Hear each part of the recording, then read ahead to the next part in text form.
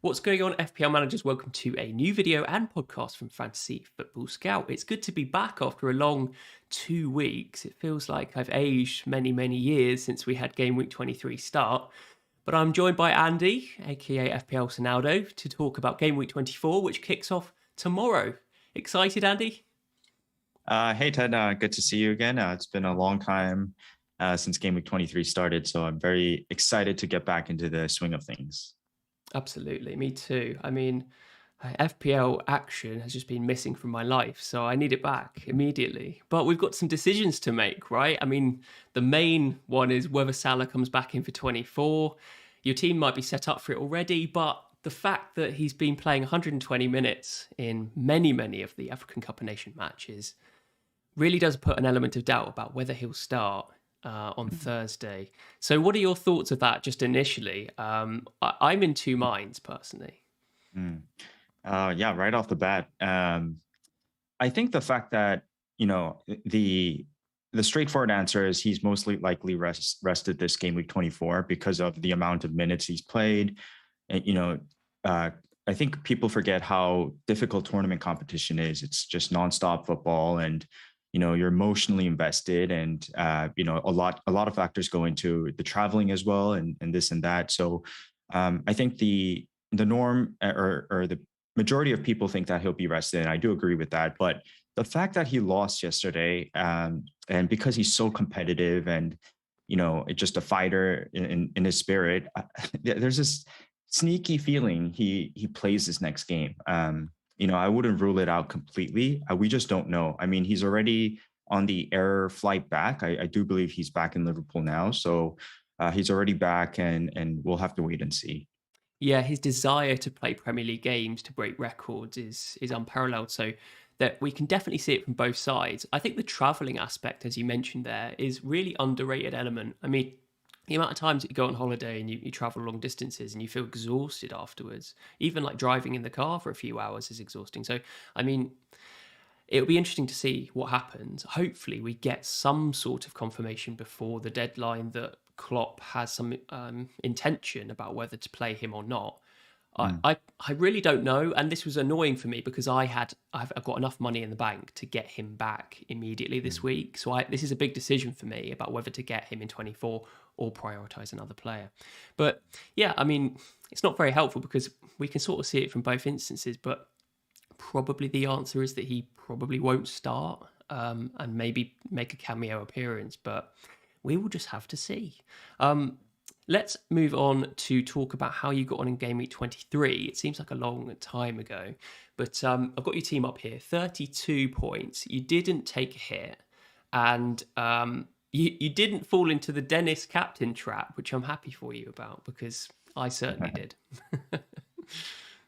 Yeah, I mean, I didn't fall into the trap, Ted, but I brought him in, and in hindsight, it's easy to say it was a bad decision, but at the time, I think I had a lot of FOMO, and Twitter was going off about how you needed both of them. I guess not you needed, but a lot of people were bringing Dennis in, King in, and I think at that moment in time, it was a decent decision. But looking back on it, it backfired completely because I was super set on Laporte or Digne that week, and both of them got double-digit points. So it's very unfortunate that the Watford double just came about in the last minute because either one of them would be much better assets moving forward. And we'll discuss later who I'll most likely bring in this week.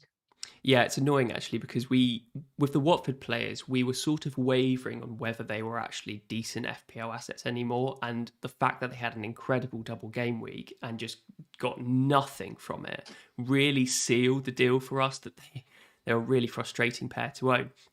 I did exactly the same as you. I brought Dennis in and captained him. So could have been worse for you, mate. Mm. So priorities in your team. Talk to me about your sort of hypothetical transfer plans for the rest of the double game week period.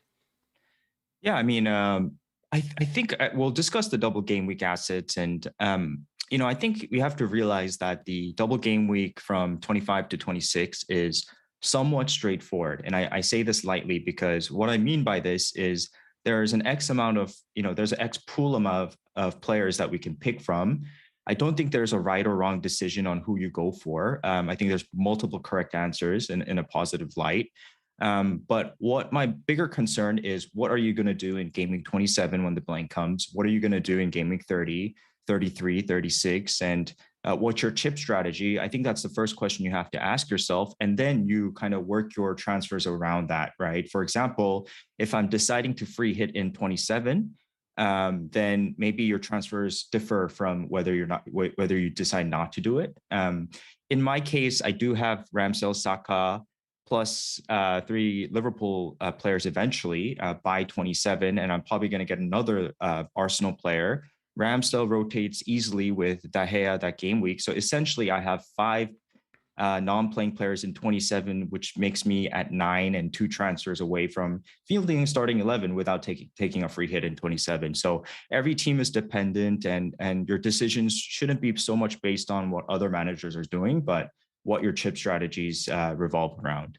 Yeah, If that makes 100%. sense. Yeah, yeah, yeah, absolutely. And it's really helpful just to plan your transfers for the next 3 or 4 weeks and just to see where you can get to. I'm finding that I'm really finding excuses not to play free hits every single opportunity, 27 and 30 now. I need to try and commit to a free hit game week.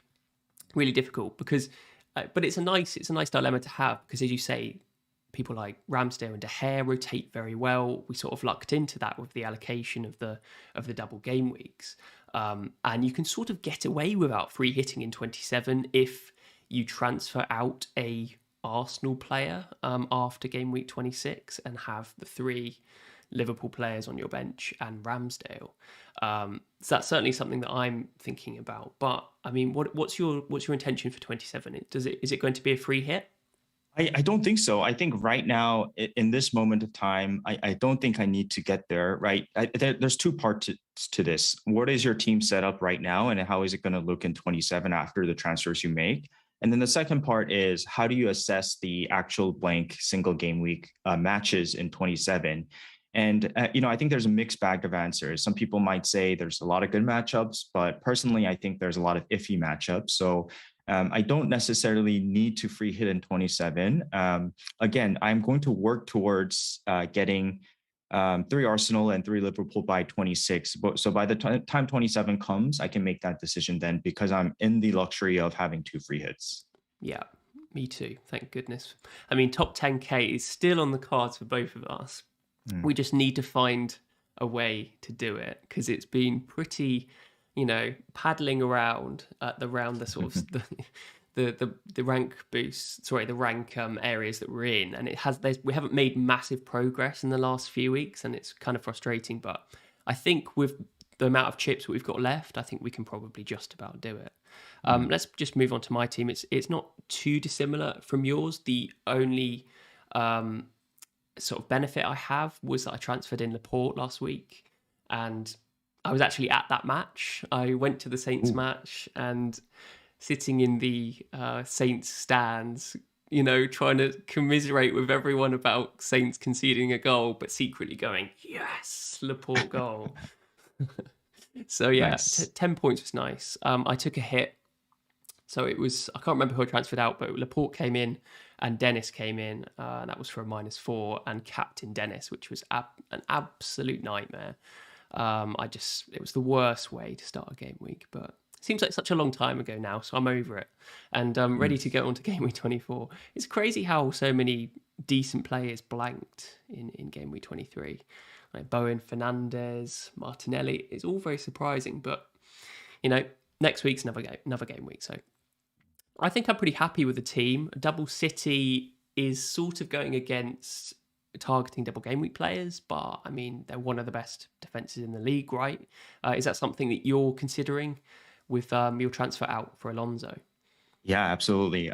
I'm torn between Digne, Laporte, as well as Dalot right now, because the Dalot enticing part is the double game weeks. And, I think normally I would try to target the double game week defenders, but there's no double game week defender that really stands out to me at this point in time. I mean, there's a bunch of options, right? You could even go all the way down to Mitchell, Ait Nori. I'm blanking off the top of my head, but Dallow's there, Cucurella. I mean, there's a lot, but I just think that Digne and Laporte are very, very safe picks, very good long-term picks. And some of the way I think about some of these doubles is if you're a strong team like Liverpool that plays Norwich and Leeds, yes, that's a double game week. But let's say right off the top of my bat, maybe Crystal Palace, who play Chelsea and Watford. I count that as a 1.5 game week. And what I mean by that is, as you mentioned, Watford are still a very good defensive, very decent defensive team. So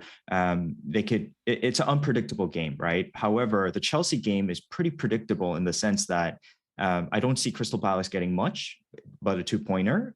So that's why I consider it like a 1.5 sort of game week. So how much is that 1.5 game week worth it over someone like Digne, who, yes, he has singles, probably won't double in 27, but continues to have good fixtures and is playing for a solid team. Plus, he's super attacking for Stevie G. So that's I why I'm not guess. too. Go ahead. Sorry, yeah, I guess your decision will largely be made about your chip strategy, about whether you're going to free hit in game week 30, because obviously Digne has a fixture there for sure, and you could bolster your ranks and actually field 11 players in game week 30 with some carefully planned transfers. So something to think about, I guess. But I think regardless, Aston Villa have got some great fixtures, so I don't think Digne is that bad of an option at all. We're actually going to cover defence for the double game weeks in the coming slides, so it might be worth holding out your your opinions until then, because I think there's a couple of shocks in there about how strong Arsenal's defence is. So yeah, maybe likes of Tierney could be in the mix. Let's move on from my team because I don't really want to focus on it because it was a pretty rubbish game week, wasn't it, Andy? So onwards and upwards from here more. Let's have a look at the fixture ticker, and this is focusing on just the teams that have a double game week in either 25 or 26. So we've got Man United and Brighton doubling in 25. Man United arguably with the better double. Southampton and Brighton. The big question for me as a Fernandes and a De Gea owner is whether to go for a Brighton player, and they're playing Watford, who are perceived to be pretty rubbish at the moment, and of course they're playing Man United. I was tempted by Morpie just because it gives me an out from Dennis or King, but I think probably it is a bit of a stretch. What do you think about Brighton players? Yeah, I'm not going to go to Maupay. I mean, that game versus Spurs in the FA Cup over the weekend is exactly why I would not go for Maupay because, yeah, Brighton get these chances. They do attack and they're a good team. They're a really good team. But Maupay's finishing is so inconsistent. And if anything, it's woeful. I mean, like he tried to do like this weird chip shot thing and he completely duffed the ball. So I'm just not convinced on Maupay at all anymore. Yeah, I think that's the general consensus for Brighton players. They tend to do quite a lot. They tend to try really difficult efforts. They try and score wonder goals. I mean, Trossard has got the ability to actually do it, and Morpie has as well, to be fair. A couple of decent overhead kicks in the past. But when talking about predictability and how something is likely to happen, Brighton is the team that I would trust least to bet my house on that something will happen. So yes, you have alluded to the fact that Watford, we're going to look at defensive stats in a minute. Watford's defensive stats aren't that bad, and we will look at those in a minute, which is kind of contrary to what the perceived thinking is. So that probably puts me off Brighton even more. So maybe just Man United assets to think about in 25. I think Bruno Fernandes or Cristiano Ronaldo are going to be decent captaincy options.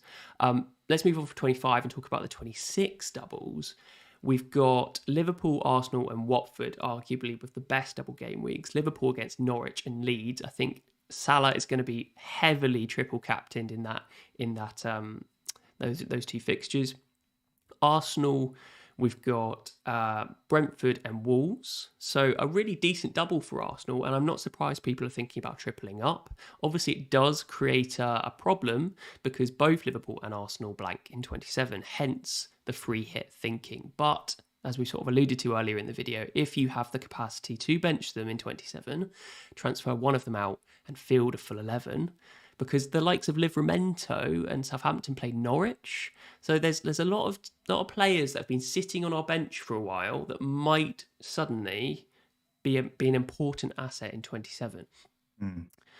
Back to the double game week players, and Watford are a really interesting one. I really can't decide what to do with Watford because obviously they've got a double. It's a decent double against Villa and Palace.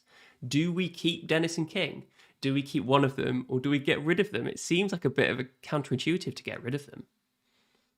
Yeah, I mean, I think that's a very tricky question, but my answer, at least in regards to my team, would be I would leave them for the double.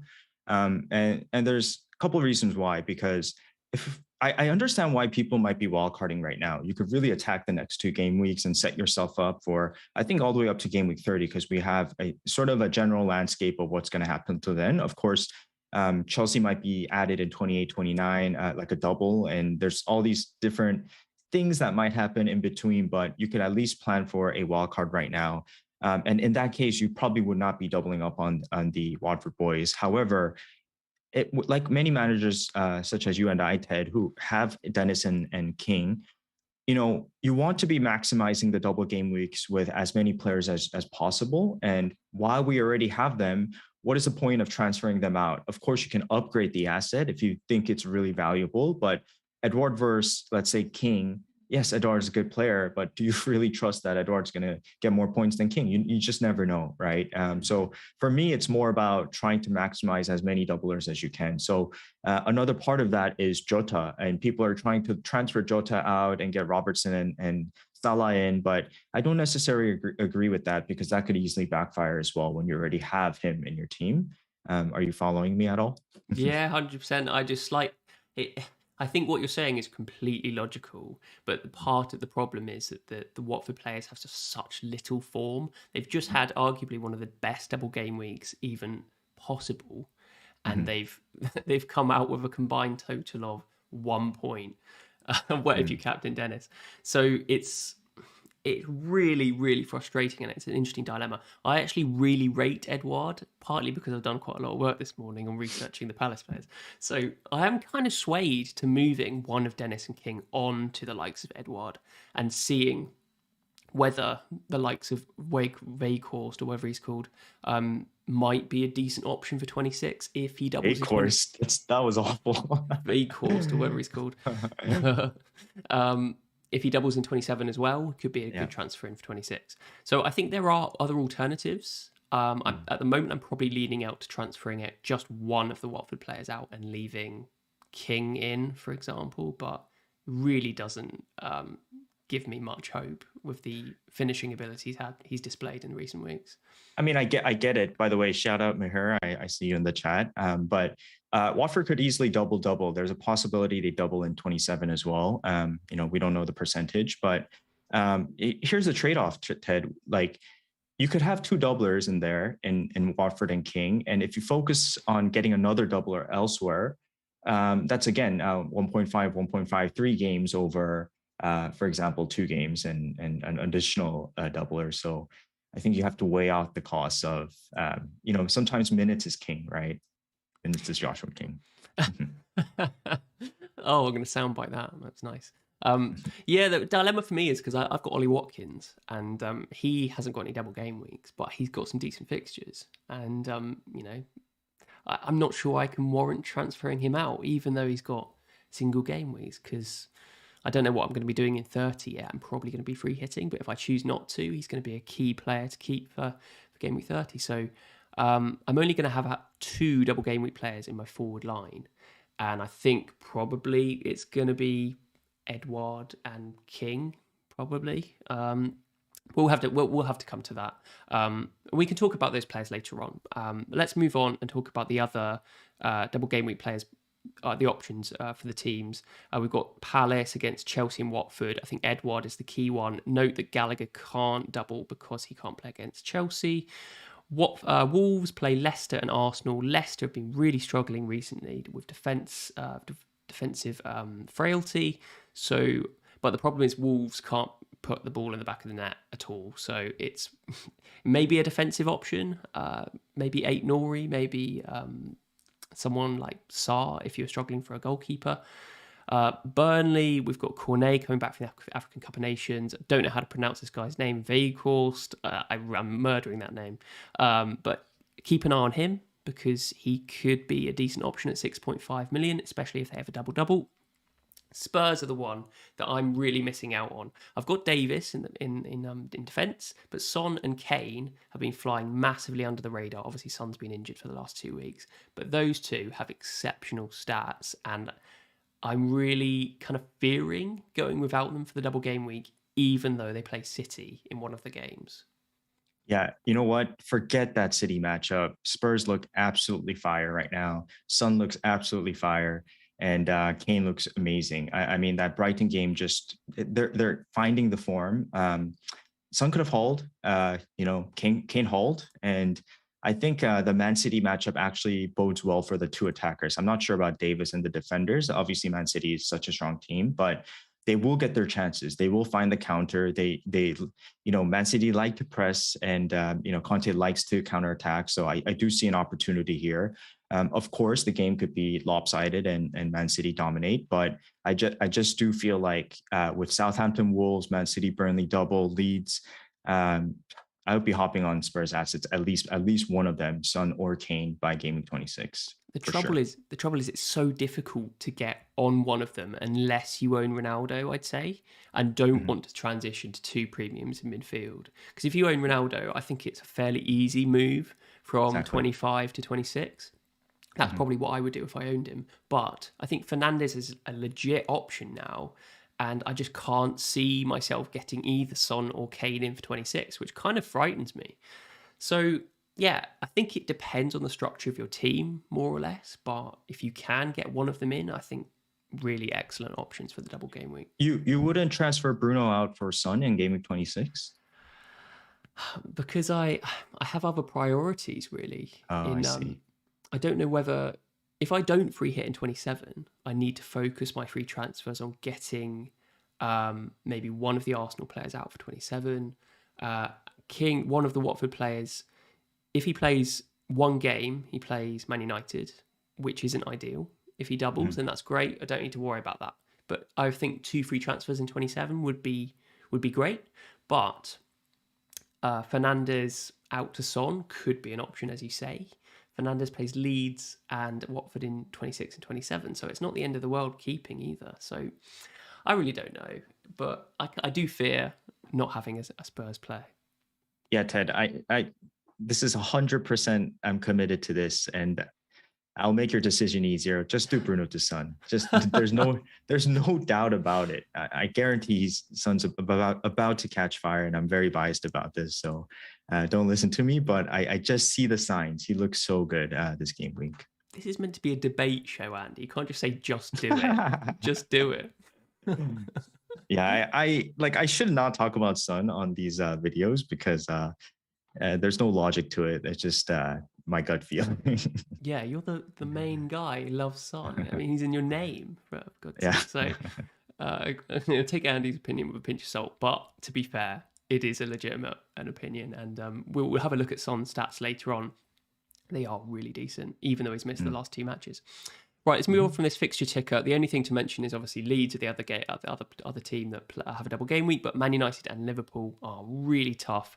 The only player I'd probably consider is Rafinha, because he plays in game week 30 as well, if you're not going to free hit then either. So let's move on from the double game week fixture ticker and have a look at defensive prowess in the last 6 matches. We've got a graph up here which shows big chances conceded towards the top, small chances conceded towards the right-hand side, and in the table on the right, we've got the XG conceded non-penalty, which kind of does marry up with the position of these icons. You've got Leicester, the worst for XGC conceded and worst for big chances conceded, arguably in the top right-hand side of this chart.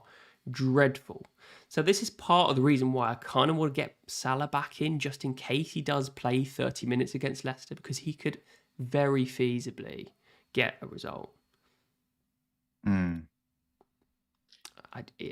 just dreadful. I mean, next. Sorry. Yeah. I was going to say, what's his name? Douglas Luiz looked really, really good. Their attacking line is now ridiculous because you have Mane, Salah, Firmino, Jota. You mean Douglas Luiz? Luis Uh, Diaz. Luis Diaz, sorry, I was Luis going to go. Diaz. Yeah, Douglas Luiz plays for Liverpool. yeah. I'm. It's been a long day at work, but Luis Diaz looked really, really good, and I think Luis Diaz will compete with Mane actually for that spot. I feel like Jota is pretty locked. He seems to have blended really well into the team. I don't see Firmino breaking into the starting 11 for a while. I think he's going to struggle to start.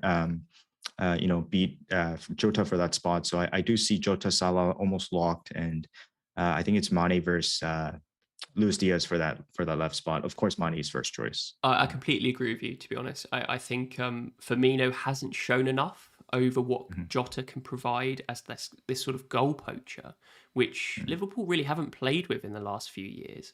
And he's scoring goals. And at the end of the day, that's the most important thing. Firmino is more of an enabler.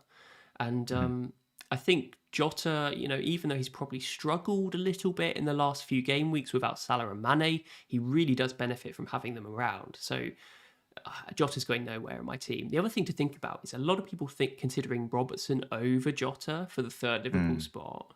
And how much does Mane limit Robertson's attacking potential? Because without Mane, probably Robertson has that potential to bomb forward a little bit more. Something to think about anyway.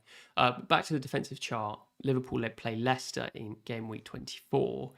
And even if you're not transferring Salah back in this game week, the likes of Jota could be a legitimate captain option. Is that something you're thinking about, Andy? Yeah, I think so. And I'd like to just mention a great point you made about how much does Mane limit Robertson. And when you compare Robertson and Jota, because I think that's a hot debate right now, right? You have TAA, you have Salah, and then it's either Robertson or Jota. You have to remember Robertson has been very good this past month without Salah and Mane. And that's the key difference between what you're going to see attacking output wise. I'm not saying Robertson has the advantage of clean sheet points. However, if you take that out, then I think Robertson becomes less effective with Salah and Mane in, because when Salah's in the team attacks to the right a lot more. When Salah was gone, what you saw was TAA fill that right spot, and the ball go way. You'd see a lot of crosses, diagonal crosses from TAA to Robertson, for example, and a lot of plays happening through Robertson because he was left on an island on the left. But what you'll see with Salah is the team revolves around Salah, and they're going to attack to the right zone a lot more. So I think it decreases the output of Robertson. However, you could also argue that now you have so many more weapons that the attack will vary, and they might go through Robertson, they might go to the right. So it's a very tough thing to assess. But I do think that if you have Jota, you keep Jota. Mm. Yeah, I think we're aligned on that 100%. And we'll look at some Robertson stats later on, just compare him to Jota just to maybe seal that deal. But yeah, I wouldn't be rushing taking a -4 to move Jota to Robertson because it's a change in position. It may be if you're wildcarding and you really want Robertson as an enhanced defensive potential, then Mm. fine. But I think Jota at his price, we've probably got a lot of value tied up in him as well. Difficult to Mhm. get back if we sell. But yeah, Jota has always been a bargain when you compare his price point to Salah and Mane at 4 million less. So yeah, 100% keeping Jota for the time being.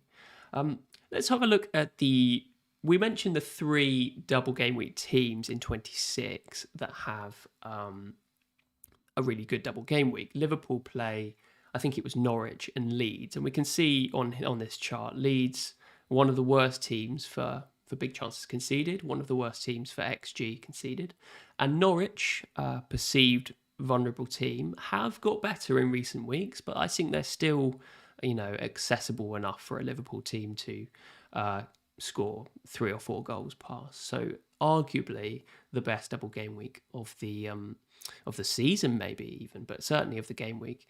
And a lot of people will be triple captaining Salah. I mean, I did flirt with the idea of bench boosting that week, because if you're getting City defenders playing Spurs, you've got De Gea playing. I can't remember who it is, but I think it's Leeds, and then like Watkins playing Newcastle. I think it is like really, really difficult to bench all of those players in one week.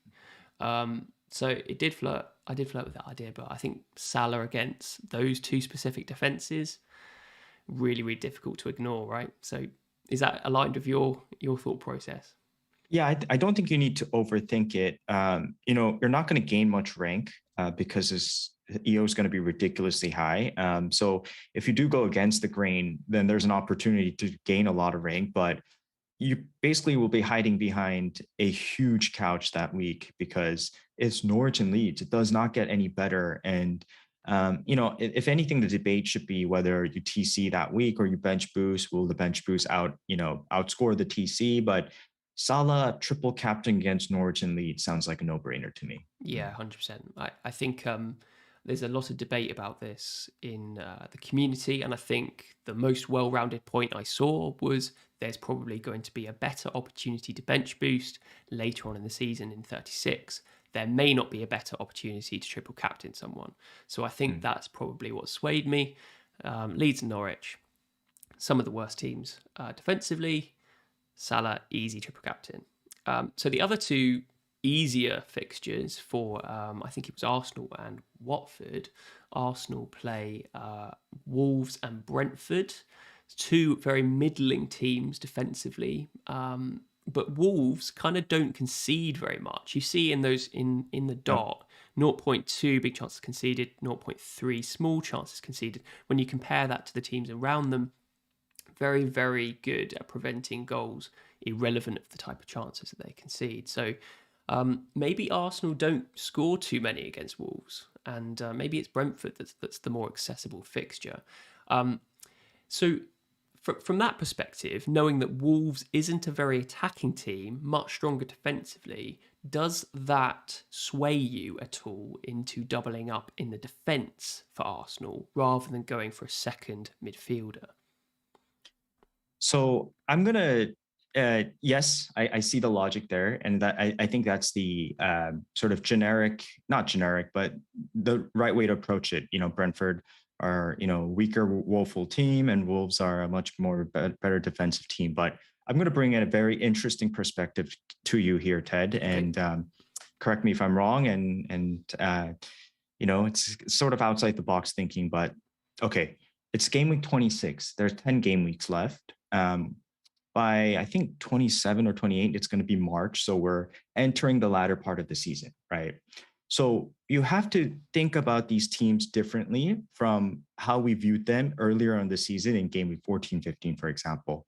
What I mean by this is Brentford are still fighting for relegation. Yes, they're above the relegation table, but they're every point matters to Brentford, for example, right? If you're following me. And so if that's the case, they're going to go play for a point if possible, especially against a stronger team in Arsenal, right? Theoretically. Wolves, meanwhile, are, what are they ranked? Probably, in the top 10 right now. And they have nothing to lose right now. They're not going to get relegated. They're going to try to push for, let's say, a Europa League spot. So if that's the case, they're going to go chasing for 3 points. They're going to be more attacking. So I think that you have to kind of assess these teams, not just based on past stats, but where they are at this point in the season, if you know what I mean. So a little food for thought. Yeah. It's an interesting opinion, because I do kind of take those this team's gonna try and go all out for 3 points because they're fighting relegation at the end of the season. They've got something to play for. That sort of philosophy. I do take those opinions with a pinch of salt, because at the end of the day, their capacity to play good football is still the same as it was at the beginning of the season. And yes, they might have a little bit more oomph about them, a bit more drive, but at the end of the day, if they're playing a strong opposition, I think the strong opposition just trump that extra oomph 9 out of 10 times, I'd say. So I think from a probability perspective, it's not like Wolves aren't just suddenly going to become an insanely attacking team. They're limited by the type of players that can construct decent chances. Jimenez has been in poor form recently. Is he going to start exploding? I'm not 100% sure. I think probably Lars will just continue to play in the solid manner that they've been succeeding at. I mean, this is one of the highest positions in the league table that they've been in for a long time. So if it ain't broke, why fix it? No, I get it. The counter argument to what I just said was also the fact that, like, You could chase 3 points by defending for 60, 70 minutes and then, go for the one goal at the end. So it's just theory, but if, from past experiences in past years, it feels like the latter part of the season's a little bit different from what the stats show just on paper, if you know what I mean. Yeah, 100%, and that's completely fair. I mean, the other element to consider is Adama Traore has Mm, now gone to Barcelona, which is one of the strangest transfers I've ever seen. But I can yeah, kind of see it. I can kind of see it. yeah. But yeah, I mean, look at Arsenal's defensive stats here.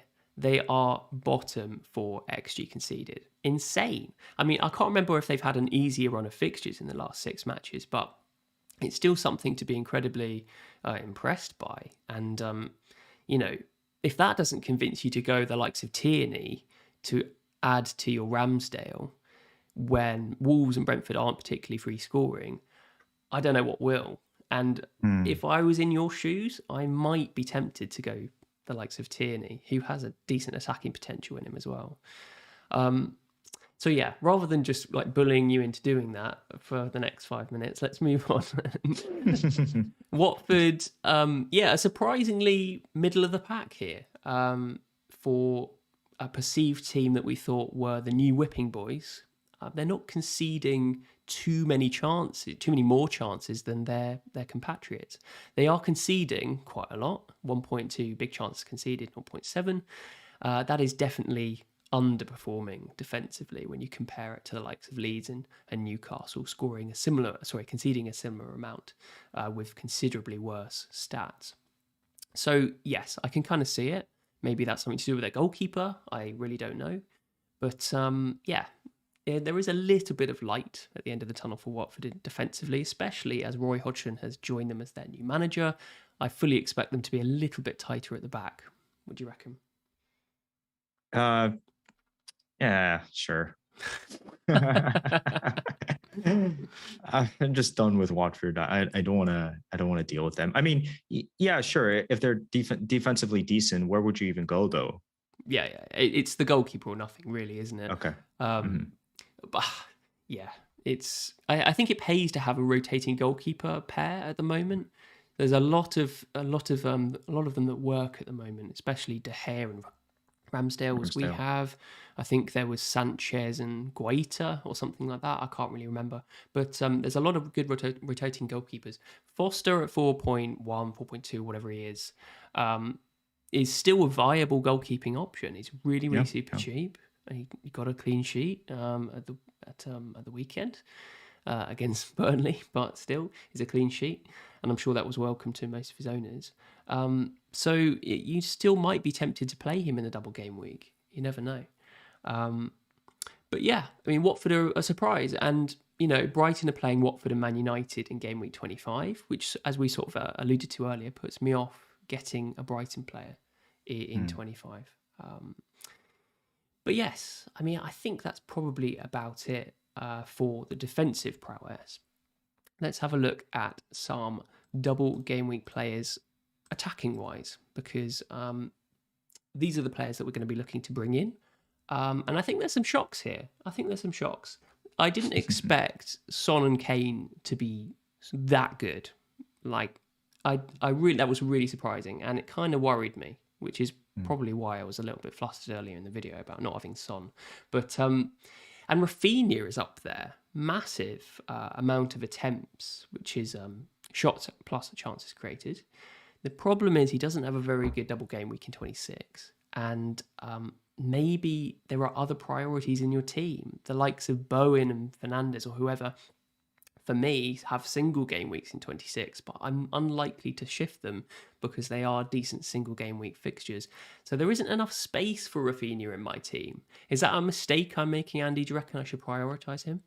No, not at all. I think a lot of the wildcard 28 talk is because of the fixture swings that are happening, and one being Leeds. So Rafinha comes into the picture in game week 28 for me. I don't think you need to worry about not having him for the double game week. Man United, Liverpool doesn't sound great. Mm. Yeah. I think Leeds fixtures are okay medium term from now Mhm. until game week 30. So definitely don't begrudge anyone from having Rafinha in their team. I think he's a really good shout. I think there's probably some other opportunities to get ahead of the pack by getting another maybe Arsenal mid if you're not going to go for that second defence. Martinelli, Odegaard, Saka, all there. Their stats were insane back in 16, 17, 18. And since then, it's sort of dropped off a little bit. Martinelli hasn't been free scoring as he was in that 2 to 3 game week period. But obviously, there holds for the double game week, of course, and what a decent double game week it is. So if you could pick any of those Arsenal players, Lacazette, Martinelli, Odegaard, Saka, without the bias of whoever you already own, who would be your first choice? That's a really tough one because all three of them are right up there in terms of total stats for XGXA and including the entire league. So I don't think you could go wrong with any of them. Here's what I'll say. I think Odegaard is a key component to Arsenal's attack. So I would definitely not disregard him. I think a lot of the play goes through him. Yes, sometimes he's the pass to assist guy, but a lot of times he's also involved in the assist. And, he's feeding Saka, he's feeding Martinelli. So I really like Odegaard as a shout as well. But for me, it's Saka and Martinelli between the two.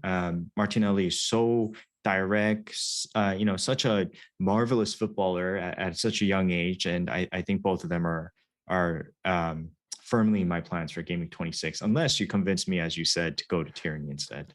It might not be a bad shout, to be honest. I agree. Saka and Martinelli, the obvious ones because their price point is so cheap, especially Martinelli. And he's getting a run out, maintaining that left wing position. I fully expect him to do well in that double game week. And Saka's been doing arguably even better on the other wing. So I think either one you've got to be happy. Two of the surprises here. Fernandes, there was a lot of, what's the word? Criticism about Fernandes getting lucky in that double game week. And yes, some of his goals were a little bit fortunate, especially the first one, which went through the goalkeeper's hands. But his stats here are showing that they've actually improved since we've been measuring them in recent game weeks. And that's pretty surprising to see his stats even better than Ronaldo, Mane, Jota, Alexander-Arnold, for instance. So he seems to be on the rise. And I actually have a template here, which is his timeline, and this is showing his game weeks from 14 to 23. And you can see that those red bars, that's the XG per 90 rolling average. That's actually starting to increase. And obviously he's got his 4 attacking returns in 22. Those are the only ones he's had since game week 14. So that is definitely something to consider. But from your perspective, Andy, I think Fernandes seems to be a little bit more lively than he once was. What do you think may be the reason for that? I'm not sure on the catalyst, but it certainly seems like he's becoming a better FPL option once again. Yeah. By the way, shout out Harry and Robert Ducky, two great managers in the community. I think the minute they switched to a 4-3-3 is what unlocked Fernandes. And my worry was when Ronaldo came back and, Fernandes dropped deeper. Plus, when Pogba came back, maybe his output wouldn't be as great as it was in the previous 3 game weeks. But it's actually enhanced his output, as we saw in the last games. Very lively. He's all over the pitch. His heat map shows, he's touching the ball on the right, left, but he still loves that left central position. So double game week 25, best captaincy, in my opinion, is Bruno Fernandes. Unfortunately, I don't have him, so I'm very worried about it. I'm not convinced by Ronaldo at all. I just have him in my team. I'm going to have to stick with him. But if you're a Bruno Fernandes captain, under the Rangnick 4-3-3, I'd be a very, very confident FPL manager. I'm very happy to hear that, considering he will be my captain for Game Week 25. But you mentioned Ronaldo there. Let's have a look at his stats. I've got his timeline up here too. And you can see that he was absolutely killing it from an XG point of view back in 14, 16, even Game Week 20. An excellent game week. But since then, his last 3 game weeks have been pretty poor. Hardly any meaningful shots. And that XGI per 90 rolling average is now decreasing. So it's kind of the reverse of Fernandes, where Fernandes didn't really have that much form, and now you can see it's slightly increasing. Ronaldo's been struggling. And obviously, he missed the penalty in the FA Cup. That's not going to do him a world of good. I wonder whether Fernandes becomes on penalties. So I don't necessarily think, we're writing Ronaldo off as a rubbish option because you know the pedigree of the player. But certainly there is a downward trend, and it's definitely something to take note of. Would you captain him in Game Week 25 if he was your only attacking Man United player? I think so. I think so because again, Southampton, Brighton are decent fixtures. I do consider it as a double game week. As I mentioned, 1.5 versus 2. But you just have to play 180 minutes over 90 minutes, in my opinion. And one thing I won't say much about whether Ronaldo is a good captain or not because we just don't know. He's probably not a good captain right now based on form. But one thing I've learned this season for sure is that I need to, at least when next season comes around, is to rely much more on form over fixtures at times. Because the two biggest mistakes I've made this season was bringing in Harry Kane too early because his fixtures were good. Remember that swing from, I think, game week 10 to like 15 or something when his form wasn't there. And the same thing with Ronaldo, just because his fixtures were good, his form wasn't there, I brought him in, and both of them have backfired tremendously. So I think that I'm not confident, but with 180 minutes, I would be captaining him. Yeah, agreed. Hopefully he's nailed because he only played 71 minutes in this double game week. Obviously missed the Villa game and was frustratingly subbed off against Brentford. He was pretty poor in that match though. Yes, I think probably, yeah, I agree with you. You captain him if you have him, but I'm not overly enamoured with that decision in general. If you could switch to Fernandes, I'm sure you would. But let's go back to the chart. And Harry in the chat wants to see some Son versus some Kane comparisons. And you can see both of them are absolutely phenomenal stats. The huge caveat is that obviously Son's only played, I think, 3 of the last 6 games. So let's have a look at his timeline. So we've got him missing game week 22 and 23. That's obviously to be expected because he's been out with a hamstring injury. But before then, the previous 4 games, he's got 4 attacking returns, 1 in every single game. His XG, his XA is absolutely fantastic. You compare the XGI per 90 rolling average to Fernandes and Ronaldo, considerably higher. Yeah. And obviously he missed 16, 17. In the last game that he played before 18, he got a goal and assist, and before that he got a goal. So he hasn't actually blanked in any of the last 6 games that he's played, which is insane. So it kind of makes me really even more worry about not earning Son. I mean, let's compare Kane to the same degree. His stats in the more recent weeks, because he's actually played all of them, are also absolutely fantastic. 5 attacking returns in his last 6 games is also fantastic, only blanking against Watford and Chelsea. But the XG numbers are just really, really out of this world. And again, I think it's an easy move, Ronaldo to Kane from game week 5 to game week 26. And I'd be pretty envious of anyone that's actually able to do that. So what would your preference be? Obviously, ignore any Son biases, but who would you go for if you could just pick one of those players, regardless of your team structure or anything? I don't think there's a right or wrong answer. I think both are correct answers. I think you need one of them. Okay, so let's look at the most latest game, Brighton game, because Son was hamstring injury. He was got out for a while and he came back. He played 60, 70 minutes and, just Conte easing him back in by game week 26. I'm sure he'll get 90 minutes. Both of them are absolutely essential to that team. And I'll say this about Harry Kane. There's a reason why Spurs have struggled to find a backup striker for Harry Kane over the past, I think, 2-3 years since Llorente left, because he's too good that nobody actually wants to be a backup to Harry Kane unless you want to play a couple FA Cup games, early in the group stages. So Harry Kane is back. I mean, this guy is on another level when he's in form. And, his first goal was outrageous against Brighton and he was creating everything. When he is willing, he'll drop deep, create plays. He can get the assists. He can get the hat tricks. If you have Ronaldo, you go to Harry Kane, no doubt about it, and you captain him for game 26. If you have Bruno, I would go to Son because Son could have combined for 2 goals with Harry Kane. He could have had another assist towards the end. And so he could have hauled easily as well. There was a moment in, I think, 67th or 8th minute where he took on 2 defenders, kind of like that Burnley game last season or 2 seasons ago, where he sprinted to create some space right before he got subbed off. So he still has that energy towards the end of the games to make plays happen. So, but there's no right or wrong answer. Both of them are fantastic options. And I would even consider doubling up because they could have combined for 2 goals against Brighton this weekend. No bias here. It's part of the reason why I would consider free hitting in 27. But the issue is I can probably get away with not doing it, and I think they enhance each other. As if they're both on the pitch, Yeah. they're better. And Kane has been doing this without Son, Yeah. especially the Leicester match. So yeah, really difficult. And I'm you wouldn't captain him in 26, by the way, because obviously Salah's the main 26 option. But if Oh, Salah, completely forgot. Yeah, yeah. 26. But Yeah. if Salah wasn't didn't have a double game week, then I would definitely consider Kane if I could get to him. But yeah, I think it depends on your team structure. If you've got Ronaldo, a shift to Kane. If you've got Fernandes, a shift to Son, I think makes sense. They're both absolutely incredible players and great form players at the moment.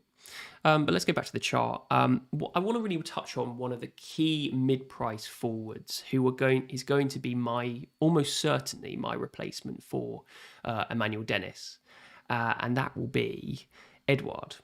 And you can see here his stats next to Fernandes. 0.6 big returns, 0.4 small attempts in the bubble, and decent amount of big attempts, decent amount of small attempts. Let's have a look at his timeline, and this sort of really surprised me, because when we're looking at Kane and Son, the XG per 90 rolling average, his is increasing rapidly. And those XG figures, obviously excluding the penalty one, which is in the white border, but I mean, I'm really impressed. I did not anticipate his stats to be so good. And he's in form as well, like scoring against Liverpool, scored against West Ham, 3 attacking returns against Norwich, 2 assists against Southampton. So really, I can't find any fault with not going Edouard, considering Palace's fixtures are excellent in the next 4. And obviously has got a double game week in 26. So I just can't see anyone beating him for like an alternative as a forward line player, as a replacement for Dennis, or if you want to get rid of one of your Watford players. Yeah, I don't think there's anything I need to say more on this. He's an absolute nailed transfer in for me. Yeah, I agree. I think he's a fantastic option, especially if you could bring him in now. I think they play Norwich next, right? So yeah, Norwich, then Brentford, then the double game week, and then I think it's Watford. I can't remember, or Burnley, something like that. But Norwich, still, Brentford, double, Burnley, Wolves, Man City. So yeah, so very, very good fixture run. Edouard, I think he has a little bit of a minutes risk from what I know, but regardless, he's, as you can see in the nice table you put up there, his stats are increasing as we go, and he's a very, very popular option right now. So I would not hesitate to bring in him if you could do it and have the luxury to do it. If you could do it, I would do it this game week, especially because you can get Norwich in. So this is the alternate transfer plan I have. Instead of doing Damari Gray to Salah, if I think that Salah's minutes are going to be massively managed or he doesn't play at all, I can easily go Dennis to Edouard for Norwich and have that run of fixtures. I'm not going to do that and do the Salah transfer, I would just do it next week. Edouard in for Brentford. So I think it's one of those options. I'm really impressed by the fact that his XG was so high against West Ham, who have been pretty decent this year, and against Liverpool, absolute powerhouse. He scored against both of them. So he can sort of do it against anyone. I completely agree with you about the minutes, because we have seen Benteke have these sorts of stats earlier on in the season, Yeah, and he didn't really transpire to be a legitimate option either. But I think maybe Edouard has something about him that's probably a little bit more secure about than Benteke. But yeah, it's not enough to put me off to transfer him in for the next run of fixtures for sure. Yeah. And Bernardo Santos asked, "Would you go Antonio to Eduard?" I think I would. I think there's some doubt about Antonio playing, and he also mentions Burnley. I would hold off on Burnley, especially Wolf Weghorst a little bit because they didn't look that great, and I think he does come into our picture and will be a very popular asset come game week 31, 32, 32. I think. Yeah. Yeah, early days on Vehicle. I need to Mm. learn how to pronounce that name, but It's yeah, impossible. Yeah, it's you got to be impossible. Dutch. Yeah. I would learn how to do a Dutch accent. Um, yeah, okay. So anyone else? Oh, yes, we're going to do some Robertson versus Jota comparisons, and you can see here that Robertson's stats are arguably better than Mane, Jota, and Alexander Arnold's. Um, Look at that conversion though. One big return per appearance in his last six game weeks. 0.7 small returns, considerably higher than Mane's, Jota's, and Alexander Arnold's. But I think there's a huge caveat here, and we'll have a look at his timeline. And he's only played 3 of the last 6 available game weeks because Liverpool blanked in 19 and he was injured in 20 and 21, I think. But he's got 3 assists in the last 2 matches. But if you look at the XA numbers, they are pretty small. So he's massively overperformed there with the assists. The only other peak in his XG or XA has been against Spurs, where he got a goal and an assist in game week 18. I think there's a limited sample size. And I don't think when you compare him to Jota's numbers, obviously this is just his attacking potential, right? So he has the defensive stuff too. But when you compare him to Jota, this is his timeline. Jota's numbers have the capacity, that ceiling, to reach an insane level. He's been struggling recently without Salah and Mane. He got quite a high XG level against Brentford and didn't. I remember that game. I think he hit a shot off the post. But still, I think Jota's capacity with Salah and Mane is just so much higher than Robertson. As we were sort of talked about earlier, Andy, it doesn't sway me to go Robertson, even with the this table here, giving him as better stats than Mane and Jota and Alexander Arnold. I think it's just one element that maybe is obscuring what is really going on. Yeah, I completely agree with you. I think first of all, if you have Jota, there's no need to go to Robertson. If you're wildcarding, maybe it's a different story and you can be a little differential. But then again, you're going against such a high EO in Jota. Jota is, right after Salah, right up there next. I think he's second in the league in terms of XG, and he's got ridiculous amount of big chances. So at some point, those big chances have to be converting. I mean, it's not like his finishing is awful. It's just that he finishes so direct at the keeper quite a bit. So a lot of times that those goals could easily go in as well. So I'm very confident. I would even consider Jota versus Leicester a great captain option this week. 100%. And someone that I'm considering very, very heavily this week. So I'm very confident with Jota. And the caveat for Robertson is, yes, his stats in the last 6, 3 out of 6 game weeks are good, but then that's without Mane and Salah. And with Mane and Salah, the team totally changes. The way they play changes. So, Well, I mean, from that timeline, his stats in the last 2 game weeks weren't actually that good. He just got 3 assists. I mean, so okay. it's a massively overperformance. But yeah, take it with a pinch of salt. If you see something like Robertson start doing something differently, positionally, getting forwards, then go with your gut. I'm sure it's something that you could get ahead of the rest. But certainly statistically, there's nothing really that jumps out that I must have Robertson. Because it's very easy to go with the crowd, the community saying Robertson's going to be better than Jota. I even started doing that and looking at drafts so I could get Robertson in my team. Yeah, same. Do the evidence, do the research, and judge for yourself about whether that's actually something that you agree with. I mean, look at Josh King here. His stats compared to Emmanuel Dennis have always been better. He's in the likes, he's with Ronaldo and Trent and Jota, but he just can't convert. The amount of chances he gets that he just can't put away, this is something that's really evident. And you can see in the bubble, like 0 big returns, 0.2 small attempts. 0.2 small returns. That's the element that he's really struggling with. But Dennis isn't exactly any better in the most recent game weeks. Obviously, he's been out the African Cup of Nations. Oh, no, he hasn't. Of course he hasn't. He didn't go. Uh, no, I wish he It's had, okay. to be honest. I wish he had. But yeah, I mean, if you're going to get rid of one and you own both, it probably has to be Dennis. He seems to be off the boil. Yeah. Would you agree?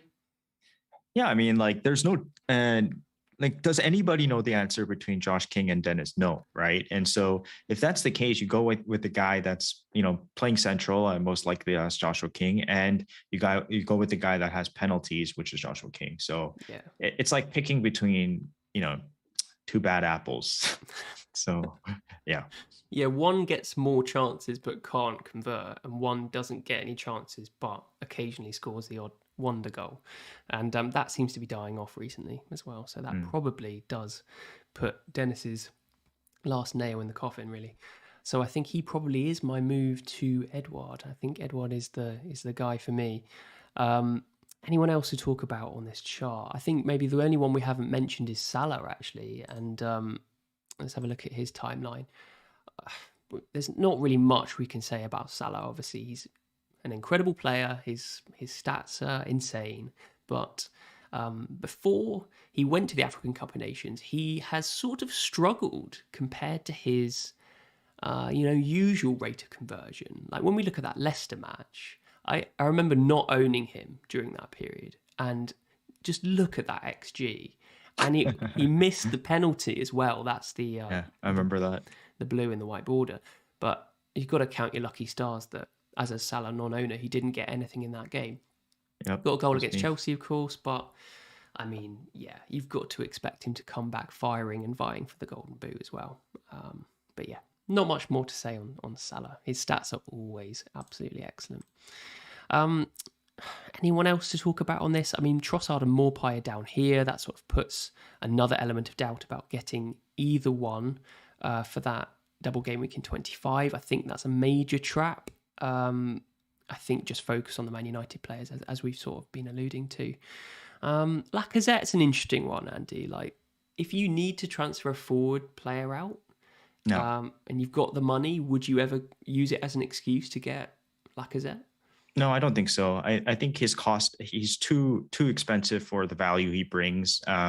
First of all, he gets I don't know if he's going to get subbed off now, but however, he just doesn't seem to be a great FPL option. And what I mean by that is that he does a lot of these dummy runs that allows the freedom for Saka and Martinelli and even the likes of Odegaard to run past him at times. In a footballing perspective, under Arteta, that might be a very valuable striker to have. Sort of like I don't want to say this, but a poor man's version of Karim Benzema, for example, who works for the other players around him. And so Lacazette is a fine footballer, but from an FPL perspective, at 8 point something million, I'd rather try to watch out for DCL, see if DCL is coming back, because I think Everton are about to kind of revamp their season and sort of kind of fire away the last part of the season. So I'm not very convinced on Lacazette, to be honest. I'd rather go for the cheaper midfield options that are more attacking and have more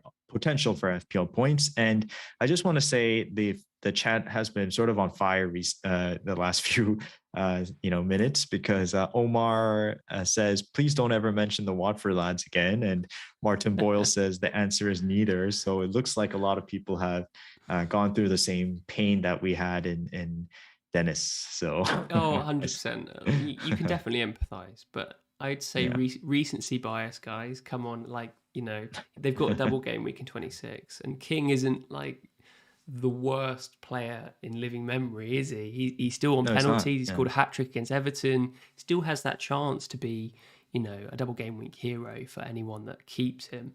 So don't do rage transfers. Just be cool and make logical decisions. I'm going to get rid of one of my Watford boys. I'm probably going to keep King.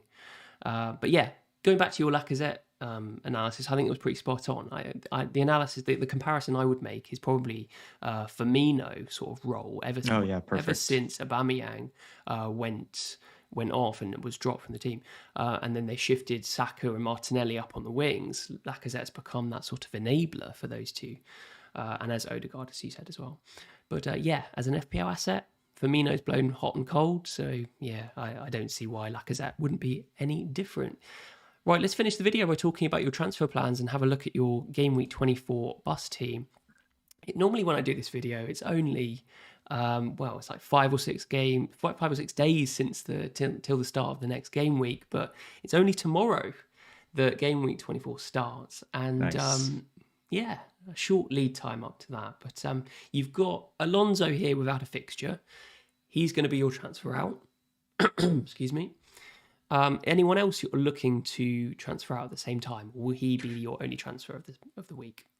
I think ideally, if you can, I would bank my transfer, roll my transfer this week, and have two moving into 25 and have a little bit more information and sort of a bigger picture of what to do, because we'll get another game under our belt to kind of assess the assets. But in my situation, I have Alonso and Reece James, so there's nothing I can do but to bring in another defender. Sure, I can risk it and start Livramento over Tottenham, but we don't even know if he's coming back. It looks like he's in training, but maybe he's minutes restricted. Who knows, right? And against Tottenham with informed Kane and Son, I don't think I would be confident he returns anything. So there's no doubt I do need to move on either Alonso or James. I'm still not decided on who to move on, because most likely both of them are gone before game week 28, and I know the fixtures swing in game week 28, but there's just nothing I can do but to move both of them on. So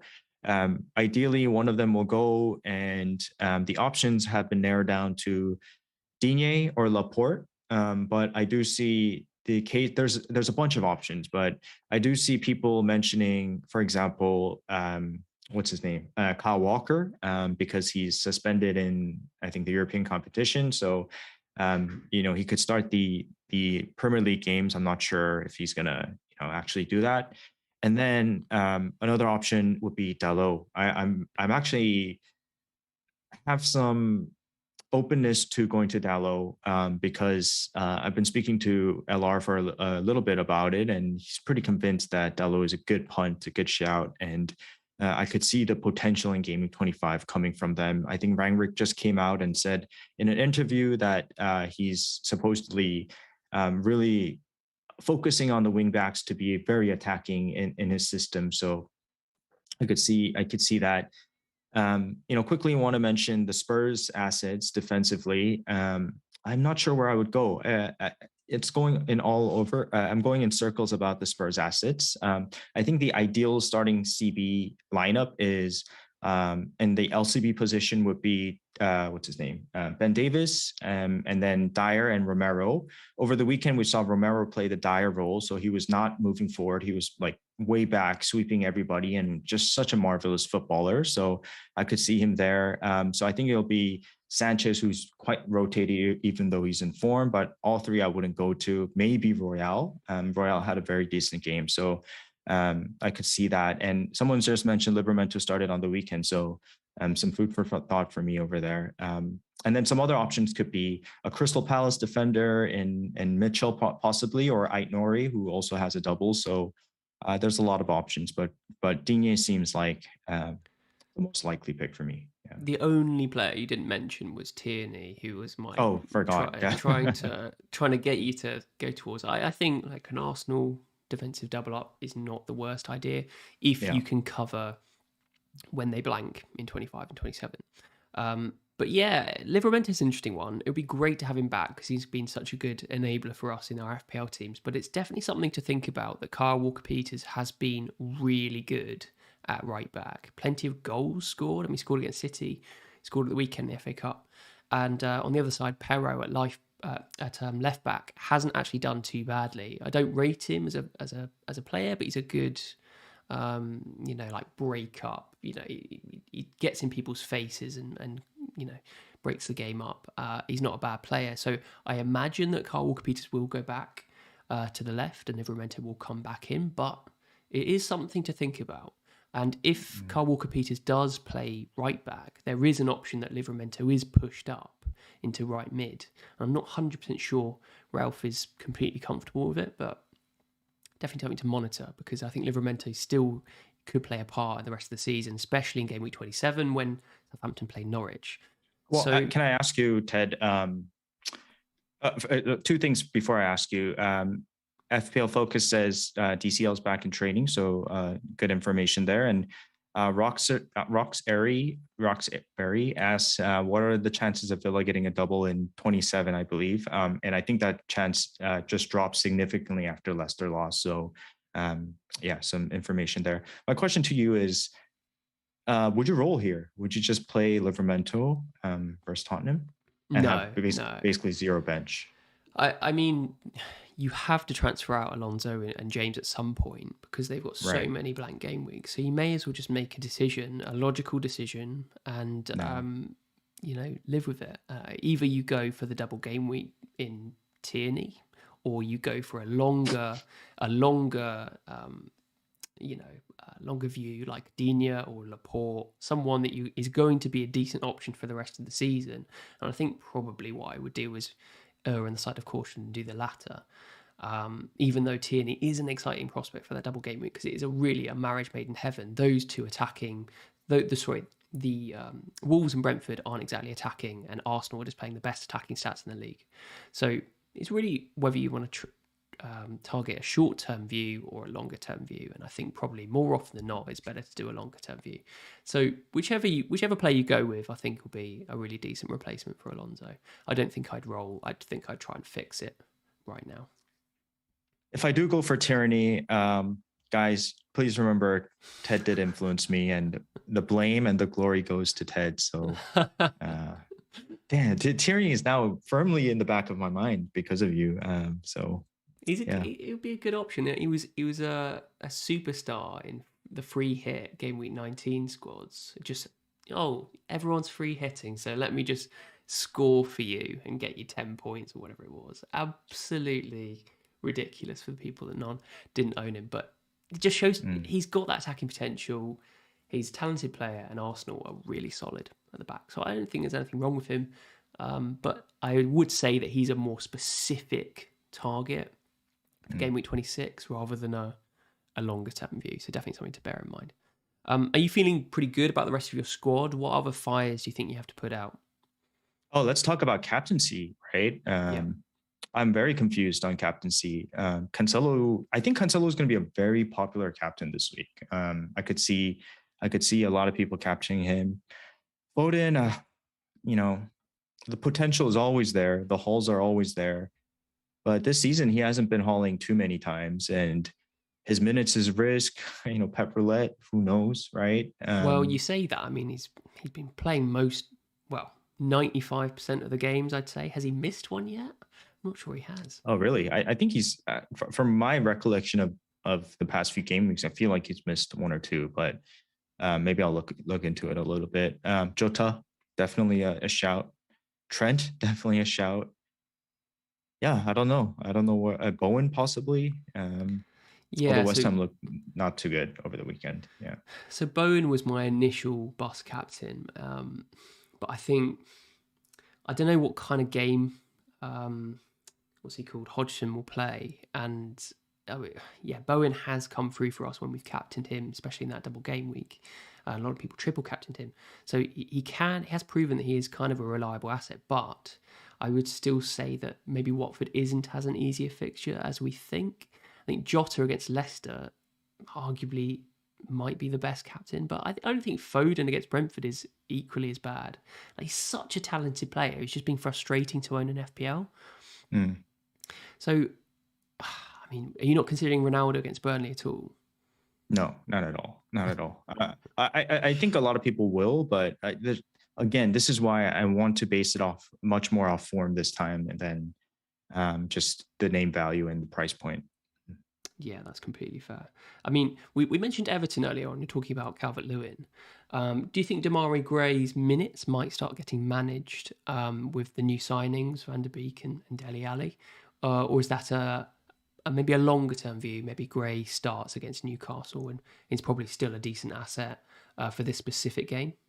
I think Gray played, I can't remember which game, but the very last game, whether it's FA Cup or not, I was reading that he played really, really well. So he's likely to start and get plenty of minutes. So I'm starting Gray this week. It's Newcastle. So although Newcastle have a revamped defense, I'm still confident in that Gray is a decent 12th, 11th man in my team. It's really annoying because he's my transfer out for Salah, but I could Mm. easily just do Dennis to Edouard and have Gray against Newcastle and Edouard against Norwich, and just forego getting Salah in until 25. Really difficult dilemma because I kind of want Salah back in immediately, but Yeah, as we yeah, talked about at the start of the video, not 100% sure about whether he will play. But yeah. yeah, I think your team looks pretty good on the whole, isn't it? You just need to get those Chelsea players out. And I mean, are you looking at Edouard as one of your replacements for Watford, or are you going to keep them both for the double game week? No, I just don't think I have enough time before 26 to do it. I mean, I have other burning holes to take care of, and Salah, for example, Kane, the Chelsea boys. Which is why I probably made the point that I'm just going to keep the two Watford guys. Mhm. There's a lot of people saying that Brentford and Burnley have a double game week of 27. I'm not 100% sure whether that's actually legit. But Andy tweeted Tony and Mbuemo are back on the menu, so I'm not 100% sure what's going on, whether there's an announcement that I've missed. But Interesting. Can someone in the chat possibly confirm if the double's been announced? yeah, I don't know. Maybe that's just a couple of people saying certain things and then me just reading into it too much. But yeah, really interesting dilemma this week. I think the team looks really good for you, and I think Foden captain, Jota captain, Bowen captain, they're all legitimate options. So, I mean, even Cancelo, as you said. So, Mm. who knows? Let's move on to my team. I've got a 4-5-1 here, benching both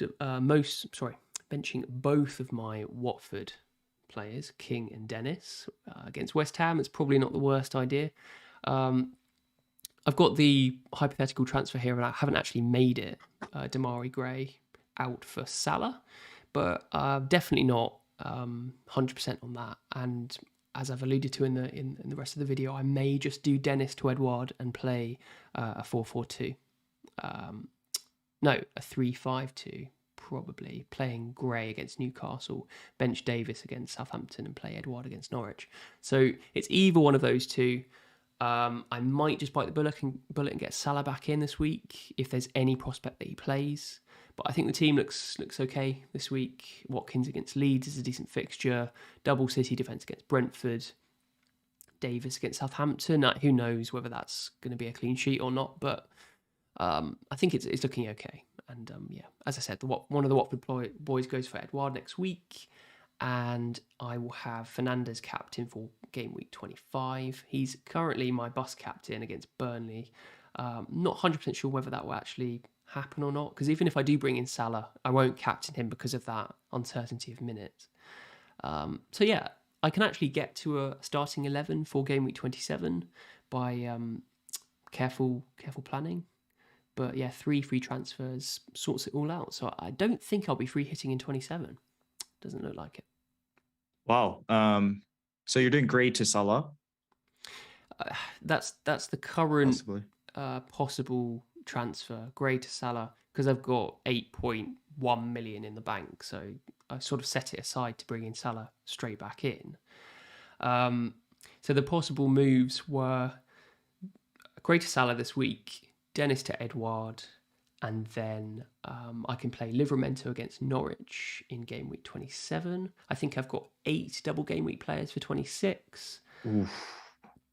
So I think it's kind of strong. I've already got the 2 Arsenal players for the double game week, 3 Liverpool players for the double game week, Edouard double game week, King double game week, Fernandez and De Gea for 25. Davis has got a double game week, so I think it's 8 double game week players. I'm not sure I can warrant free hitting in 27. I think it's sort of set up nicely. The only players that I would play that don't have a double would be Cancelo against Spurs, Fernandez against Leeds, and Bowen against Newcastle. So all fairly accessible fixtures for the single game week players. Yeah, team looks really, really good. Really, really good. And by the way, I think the chat is saying, thanks guys, by the way, that Burnley and Leicester is not official, but according to some people that they might be a double for Burnley. So very interesting. Yeah, that is interesting because I think maybe this move to Cornet or maybe to Veghorst, whatever he's called, moving away from Watford strikers to one of those players could be a decent shout. Mm. But who knows? I mean, Burnley aren't exactly prolific at scoring, are they? Mhm. But yeah, if that is the case, then I think Brentford would possibly have a double in 27 if they. I think that would be the fixture, unless I'm getting massively confused. Would you consider Burmo and Tony again? I'm not sure I can go back No, to the. never, never. Just forget about it. Like we got to see something from them to actually be. I mean, the only little bit of hope is possibly that Ericsson is creating something and stuff like that. But again, that's why I want to go back to that point I made about Brentford is just above the relegation zone. They're going to be playing for draws, in my opinion. They're going to be playing for 1-pointers here and there, and I just don't see them being so attacking, and I don't see much attacking output from Brentford, especially those two. So, I, Yeah, I might be it's wrong, like but for now, it's like getting frustrated with the Watford players who can't score, and then getting into bed with another duo that can't score either. So yeah, don't know why we do yeah. it to ourselves. Yeah, Martin in the chat saying, yeah, with Vehicles, just call him the Dutch Chris Wood. So yeah, that's probably what I'll do. Anyway, something to Um, consider. Yeah, and I mean these plans are all likely to change with new double game week announcements, and that's the frustration we've got this season, that things change so quickly.